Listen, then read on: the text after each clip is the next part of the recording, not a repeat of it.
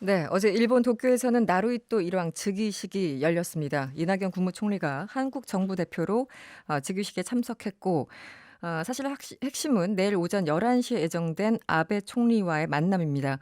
이 자리에서 문재인 대통령의 친서를 전달할 예정인데요. 관련해서 성공회 대학교 일본학과 양기호 교수 연결해서 이야기 좀 나눠보겠습니다. 교수님 나와 계시죠?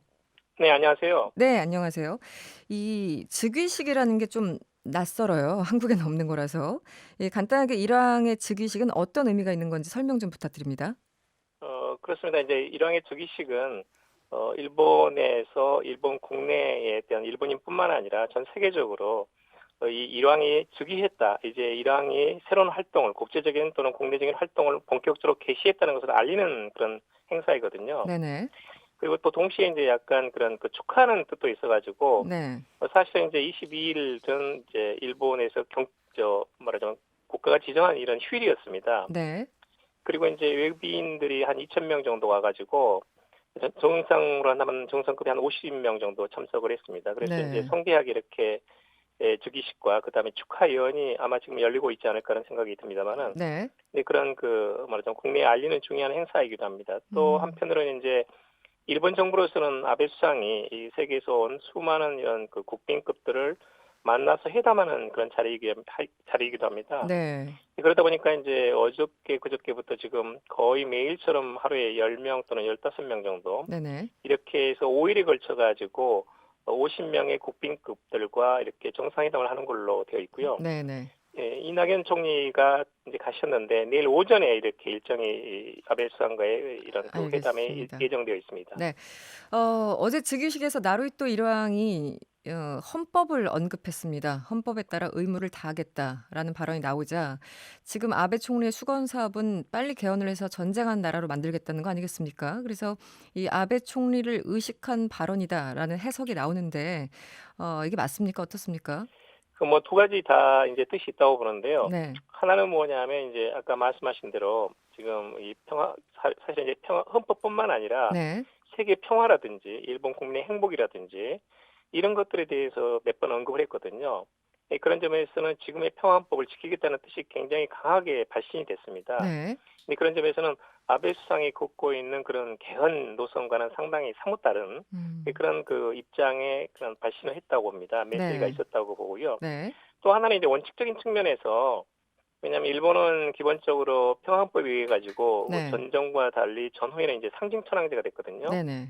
예, 그러다 보니까 평화헌법에 따르면 이제 이 일왕의 정치 개입은 금지돼 있고 권력은 기본적으로 이제 수상이 가지는 거니까 네. 거기에 대해서 재확인하는 그러니까 평화헌법의 정한 역할과 이 임무에 따라서 네. 거기에 걸맞는 행동을 하겠다는 원칙적인 음. 입장을 한번 밝히는 거다. 네. 또 이렇게도 볼 수 있는 측면이 두 가지 있습니다. 해석이 가능하군요.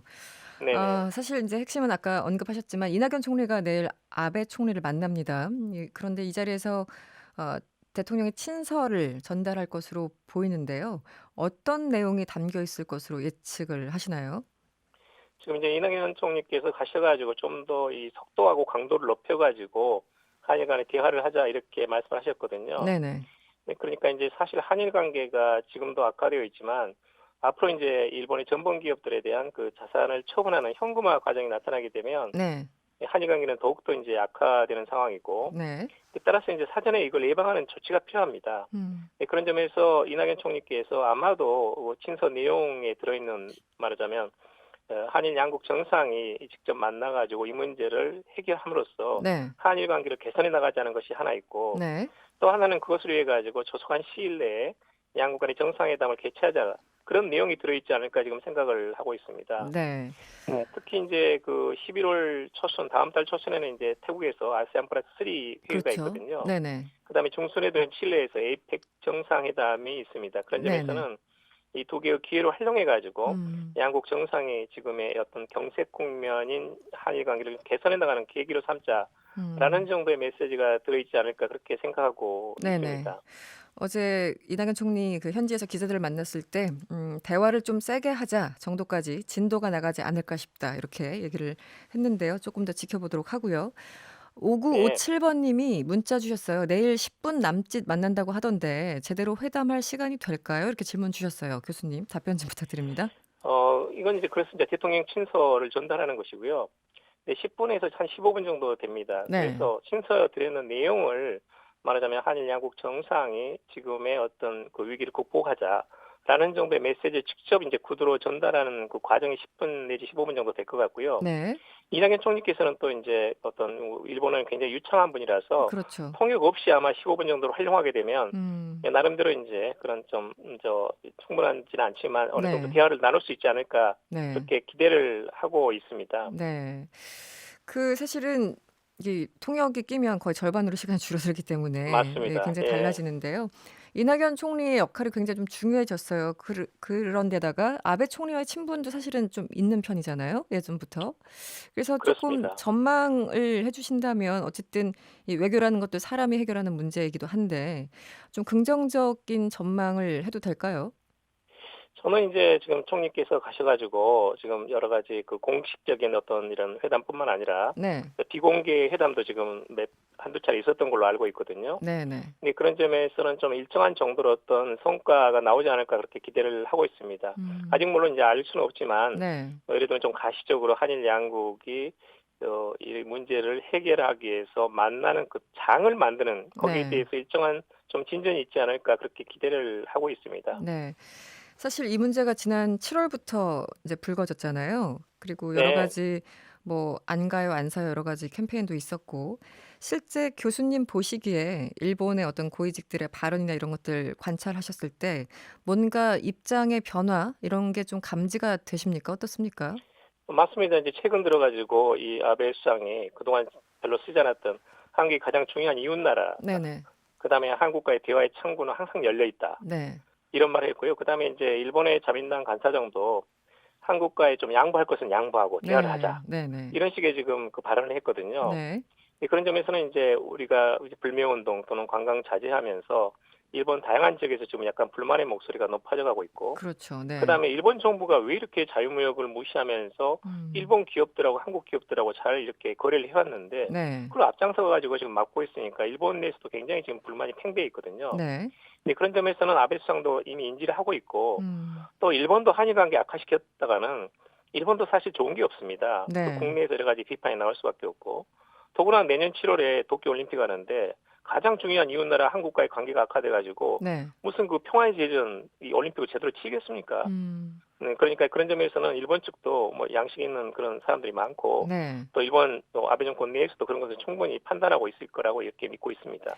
그 우리 정부에서 일본 측에 제안했다가 거절당한 안이 이 보상금 문제 관련해서 이제 한국과 일본 측 기업이 같이 좀 힘을 모으자. 그리고 한국 정부도 좀 돕겠다. 이렇게 제안을 했었는데요. 네. 그 제안을 받아들일 가능성은 여전히 없습니까? 글쎄요, 지금 엊그저께도 이제 스가 관방장관이 네. 이 청구권 협정으로 모든 것이 끝났다는 일본 정부 입장에는 변함이 없다 이렇게 발언을 했거든요. 네. 그런 점에서 일본 정부도 이제 다 종료됐다는 그런 입장에서 바뀌지 않고 있고 우리도 이제 대법원의 판결이라는 것이 상권 네. 분립이고 우리 정부는 그걸 존중할 수밖에 없습니다. 그리고 그래서 민사소송이기 때문에 정부가 개입할 수도 없습니다. 그리고 대법원의 판결에 따라 가지고 일본 기업은 반드시 보상에 들어와야 되는 겁니다. 네. 네. 그런 것들이 이제 한국의 입장이다 보니까 한일 간의 입장 차이가 커가지고 이 좁혀질 그 아직까지 기미는 잘 보이지 않고 있거든요. 네. 그런데 이제 일본 기업도 일본 정부가 이 그 가로막지만 않는다면 네. 돈을 낼 생각이 있다는 것은 이전부터 이야기가 있었습니다. 네네.